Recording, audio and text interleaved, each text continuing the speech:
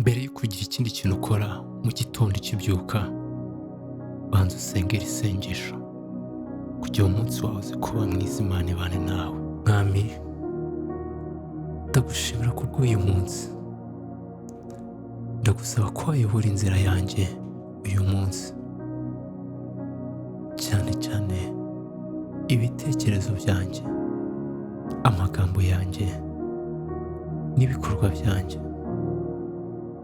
Ndagusabye kumfasha umunsi wose kandi ukamfasha guhangana n'ikibazo icyo ari cyo cyose nahura nacyo. Icy'ingenzi kurushaho, mfasha gutekereza no kubaho ubuzima bwanjye mu buryo buguhesha icyubahiro. Mu izina rya Yesu ndagusabye, amen.